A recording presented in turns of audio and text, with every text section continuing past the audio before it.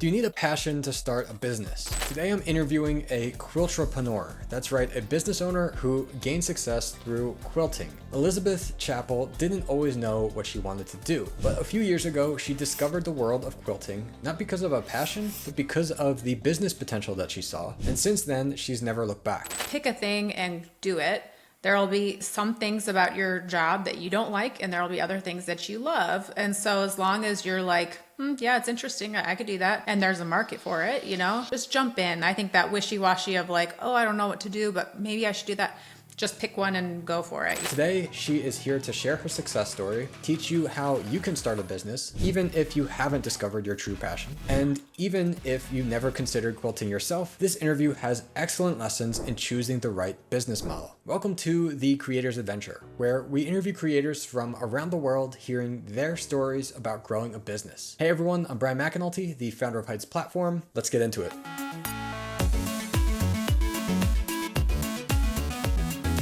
Many have asked me what software I use to record such high quality video for this podcast. I use Riverside, and what's great about Riverside is it records the local camera feed from you and your guests around the world, which means crisp 4K video without having to worry about blurriness due to internet hiccups. Riverside is also a great editor, fitting with my philosophy of making it easy for yourself to create because there is nothing that your guests or you have to download. We also use Riverside's AI magic clips to find interesting moments for our episode intros. And I'm happy to announce that Riverside is sponsoring this episode. And if you sign up at creators.riverside.fm/creatorsadventure and use code creatorsadventure, you'll get 15% off. You can find the link in the episode description as well. Now back to the show. Hey everyone, we're here today with Elizabeth Chappell. She is a Minnesota-born entrepreneur now living in Texas with her husband and 3 kids. With a passion for quilting that evolved into a thriving business, Elizabeth is the founder of Quilters Candy, where she serves quilters who want to start a business of their own in the quilting industry. Through her courses, podcasts, and books, Elizabeth teaches topics like how to write and sell quilt patterns, how to grow a successful career in quilting, and more. Elizabeth, welcome to the show.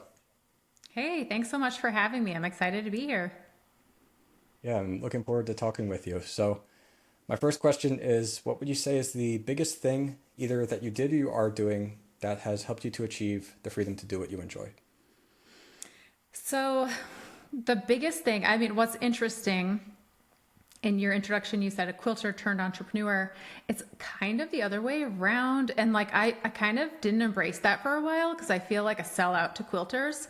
But I've always had an entrepreneurial spirit. I've always thought how could I earn a little bit more? How could I do this on my own? If I had a boss, I don't know, how could I be the boss or how could I hire people? And so my brain's always been wired that way. Thinking in that way. And so I don't know, the more that I work with entrepreneurs, the more I feel like there's a type of a person, and I definitely have ADHD. And honestly, I feel like that has helped me. I know a lot of people are like, it's such a terrible thing. It's hard to focus, but it's also really helped me just kind of jump in and do certain things without overthinking it. And so that's helped me as well. Yeah, that's really interesting that you kind of became a quilter so you could start a business instead of the other way around. So do you believe that you need to be passionate about something in order for the business to be successful later? You did eventually fall in love with quilting, it seems I did. Yeah. But do you feel if you didn't, do you feel you would be at the same level of success that you are today, or do you think you would have tried something else? That's a great question. If I hated what I did, if I hated quilting, I wouldn't still be with it. But actually, I think it speaks to this. So many entrepreneurs are like, well, where's my passion? I should really do this thing that I love. I do think it's a lot less about that and just pick a thing and do it. There'll be some things about your job that you don't like, and there'll be other things that you love. And so as long as you're like, yeah, it's interesting, I could do that, and there's a market for it, just jump in. I think that wishy-washy of oh, I don't know what to do, but maybe I should do that. Just pick one and go for it, Yeah. Yeah, I think that's great advice because I see way too often there's this grass is always greener symptom that entrepreneurs have of always thinking, oh, somebody's saying I can make money with that. Maybe I should drop everything and then start this whole new thing. Yep. And yeah, you can make money pretty much with anything. So the point is that you got to stick with it. I also think there's a lot of things that your passion for it can naturally evolve as you become better at it because you learn these things that become interesting to you that it's maybe not possible to be interesting in the same way if you don't know about it, I guess. Absolutely. There was a man who lived near us who was an amazing musician, piano player, and this was years ago. And I was like, I want my kids to learn to take piano, but I kind of want to wait to see if that's what they're interested in. And he was like, I see it differently. Have them take piano lessons, and once they get good at it, they're going to love piano. He's like, no kid loves to go to school, but you make them go to school. You know, like no one loves work. You just do the work, and then you love what you do. So just get going with it, you know? Yeah. Well, so you mentioned like, okay, we pick something instead of thinking forever about it, but what was it that made you decide, okay, I'm going to start something in this quilting niche? Yeah. So I had a good friend and a neighbor, and we would go walking every day. And I kind of roped her in. I was like, we should start a business together. And her mom came to Houston, where I live, for this market. And I was like, what is this market your mom does? The second year she came, I was like, can I come along and see what she does? And it was this huge quilt market. And so I'd been doing enough studying to know you need to find a niche market where people are congregating and already spending money. You don't want to try and create demand. Go where there is demand and find a little niche, you know? So I went to this market and it was very cool. I mean, in my mind, quilting was like not something I would be interested in, but it was very trendy. It just spoke to me. Plus I saw the money that was being spent there, the people who were coming, the volume. I mean, I was like, this is that niche market of which I've been reading, you know? So I told my friend, and her mom was highly successful, like quilting famous, you know? She was a fabric designer and everyone's like, no way, that's her daughter. Whoa. So I was like, hold on, there's a market here. We have an in with your mom. Let's start a business in this little industry. And she's like, okay. And then I was like, and if I'm going to do that, I should probably learn how to quilt. So can you teach me how to quilt? She's like, sure. So that's how it started. Interesting. And did you feel like you were coming to that with something you knew that you could bring like different or from your expertise already? Or did you feel like, okay, this is an opportunity I see really clearly that I want to pursue? Yeah, it was an opportunity that I saw. And then I was like, well, what kind of product could we even bring? Because I don't quilt. And so, what, did you hear that noise in the background? Um, Oh, no, no, maybe okay, it was never mind. mine. We'll All right, cut it out. we'll If it edit was. that out. Okay. Um, where was I? What was I saying? Sorry about. You're saying if you didn't even have a product and what were you going to do if you don't That's quilt? right. So, you know, thinking about what kind of product could we have in this quilting world? And at that time, it was 2015. These monthly subscription boxes were coming up, like clothing, makeup, the Shave Club, all this. And I was like, man, there are no subscription boxes for quilters. What if we did that? And that was an easy transition because I love to shop. I like to look for cute little notions. This market that we went to had a bunch of booths, you know. I mean, that was easy for me. I didn't really have to know how to quilt. I could just find cool, cute things and fabric and like, oh, that's a fun pattern.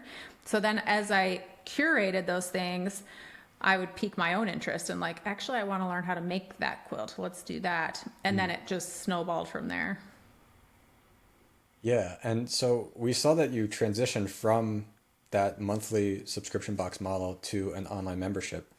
Then you became like a fabric designer, an author, and now a podcast host. So Yeah. could you walk us through like why these transitions happened and maybe like Yeah. the key decisions along the way? Yeah, well, so for one, my business partner ended up moving. And so that was, you know, like, do I want to keep doing this box? And I did. I did the subscription box for a while. But again, looking at business and thinking about it, every dollar more that I earned was more work for me. I had to pack another box. It wasn't scalable. I would hit a peak where I'd either have to hire someone else or outsource. Plus, there was a risk. I had to buy the product and hope that I would sell it, and it had been going well, but I started to see other business models where they were doing digital things. You create it once and the sky's the limit. You don't have a cap. Every extra dollar you earn is no more work for you. You do the same amount of work no matter what.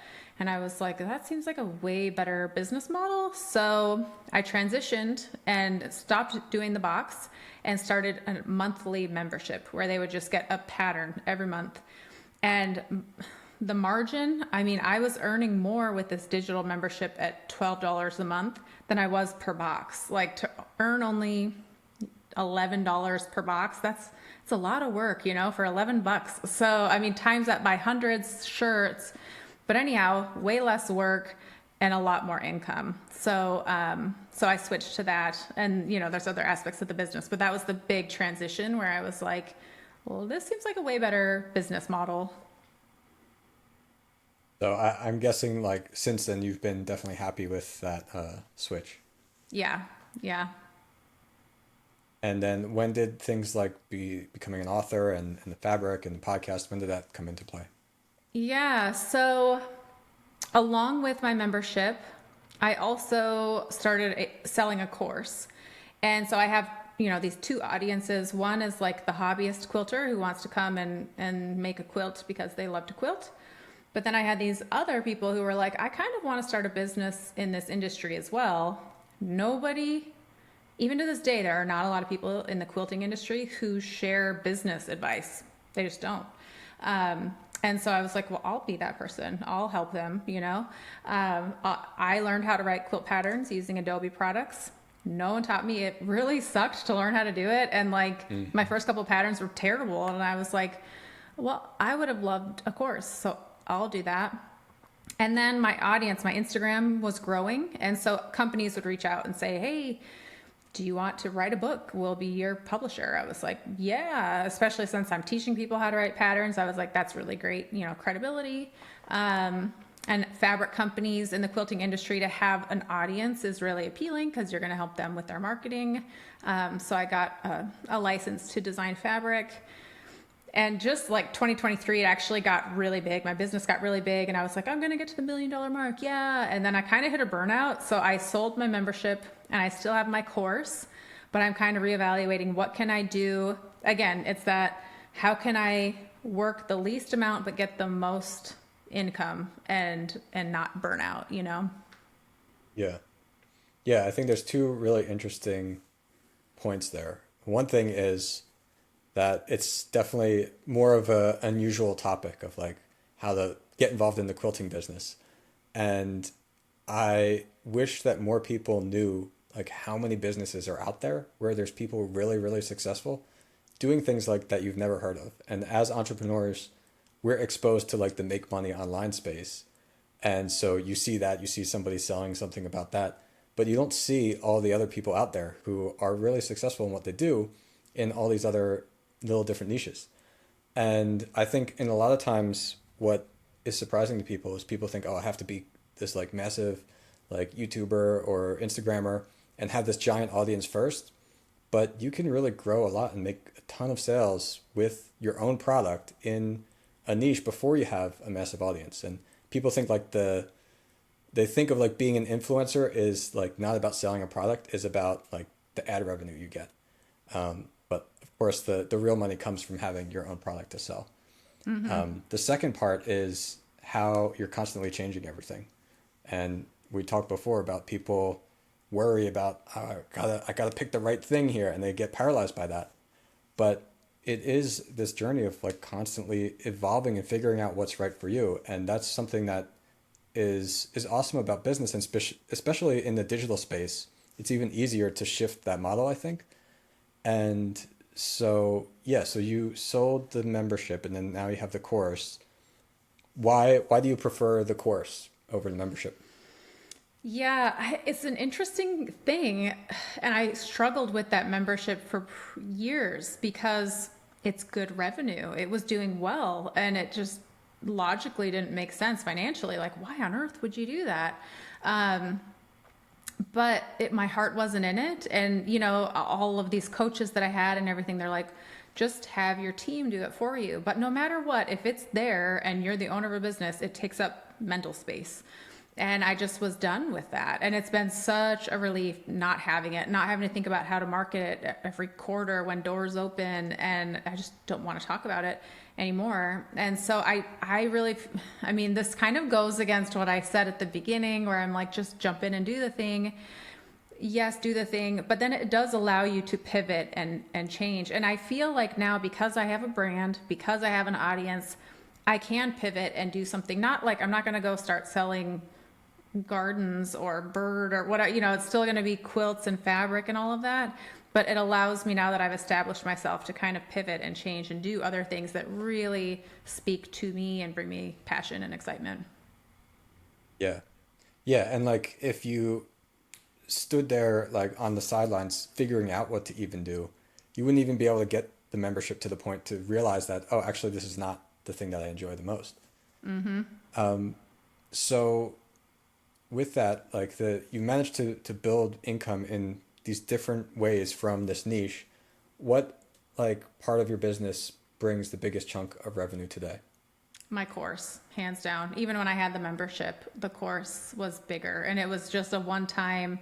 And I also liked that too, because I open it and it's what, 8-9 weeks, and then I'm done. And I do have, my alumni are like, are you going to have a membership where you'll have ongoing access to you and ask questions? And I'm like, no, I don't want to do that. I could, that's an opportunity, but I don't want to do that. And so it's kind of nice offering something that just does really well, and I only have to show up live, you know, for one Q&A for 8 weeks. I mean, it's a lot of work getting the course quality content to be good, but once it's done, it's like, oh, this is lovely. I'll sit back for the rest of the year and do, you know, my little things, and then that's my thing, you know.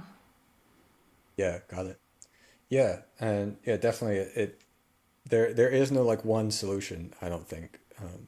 We get asked often like what's the better thing? What will I make more money doing? Like a community, a membership, a course, coaching, and it doesn't matter. It's just the thing that you want to do. So with that course, what kind of like experimentation had to happen with that? Was there like different price points along the way? Did the content ever have to like dramatically change, or did you feel it was more just a constant like slight refinement as you went? Yeah, the first year that I opened it, it was 2020, and so that was great for course creators, because everyone is like, sorry, my dog. Everyone is like, oh, I want to have a course or do something online. So I opened it and I started off with a lower price point, knowing this is my first year. I took a lot of feedback. Second and third year, kind of tweaked it a bit, and then going into my fourth year, anyhow, my third, the most recent time I launched the course, I hired a curriculum specialist, and she came in, and I mean, I completely redid the course, restructured it, and that was so much work, but I'm also really proud of that work that I did. But yeah, I think that answers your question. Is that right? Yeah, that's Okay. good. So for those out there who have some kind of like artistic passion that they think they want to start a business around, what would your advice be to them? Yeah, I mean, first, I would practice teaching it. I mean, depending on what your thing is. So this, you know, it might be different looking at depending on what people are wanting to sell. But I think it's a good idea to try and teach in person a couple of times. Let's just take quilting, for example. If you want to teach an online quilting course, try and meet with a few people in person and see how that goes. See what the questions are, see what they're struggling with. Just having a little bit of practice will really help you know how to teach a course better. And then offer it at a discounted price. Say, hey, this is my beta testing. You know, I like to grandfather people in and say, if you buy the very first course ever, you get the lowest price, plus you'll get the updated course moving forward. It's high incentive, but in return, I'd love your feedback. So get a lot of feedback. And then as much as it really sucks to hear feedback, you should always be asking for feedback from your students. Listen to the questions that they have. If there's something that everyone's asking the same question on lesson 3, clearly I need to teach that differently because it's not resonating. Instead of putting the blame on the students, like they're just not getting it, you know, just humble yourself enough to be like, I could probably teach that differently if everyone is struggling, or, you know, 10 out of the 50 people are struggling, that's a sign that maybe if you do that.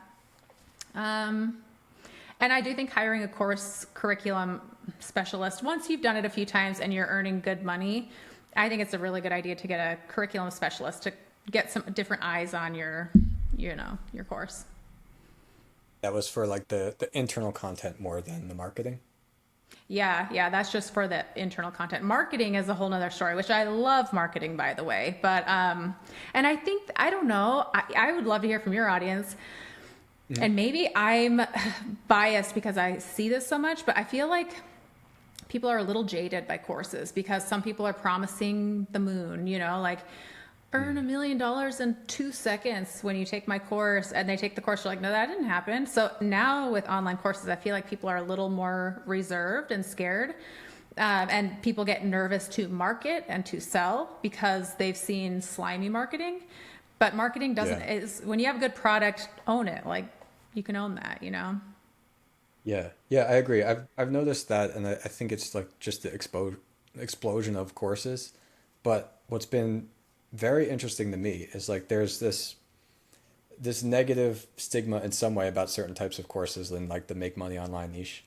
But like people see these kind of like grifters saying, oh, you're gonna earn all this money really fast, and some of them have like an outstanding product, and like what they're saying and whatever they're promoting, like they really are going to teach you something that can get results. Others, like maybe not so much. But what I found interesting is like those people, there's not so many of them actually. Like you hear them and you see them online because they're so loud in like the space.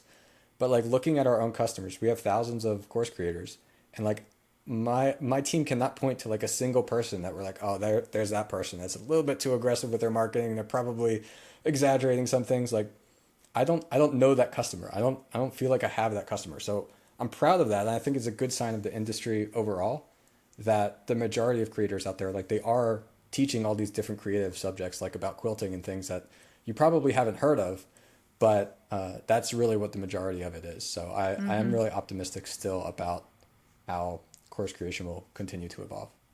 Yeah. And I will say the more you put yourself out there and the bigger your audience gets, you will have people that are going to be a Debbie Downer or whatever, who are going to nitpick. And it's really, I know it's easier said than done because I've been in the trenches and it sucks when it's you, but it really is more about them. And if you feel good about your product, just own that and like, just leave that alone, let them say their thing and just show up with confidence and sell your thing.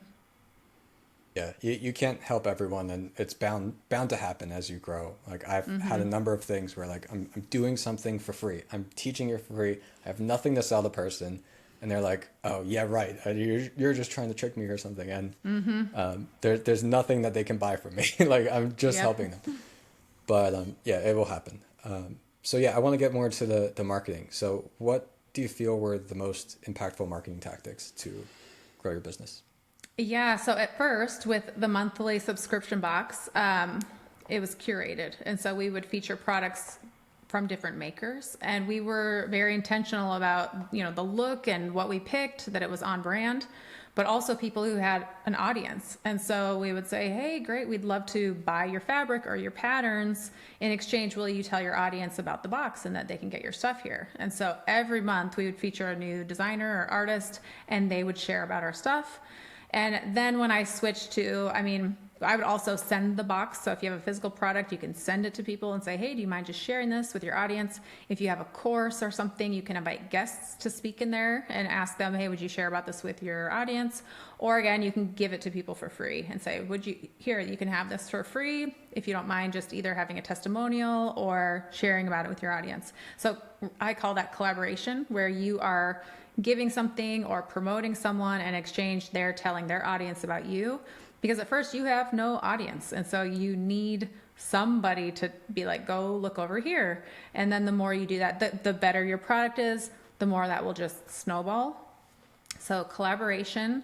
And then Instagram growth for me, I know there's all different platforms, TikTok, Facebook, whatever. For me, it's been Instagram.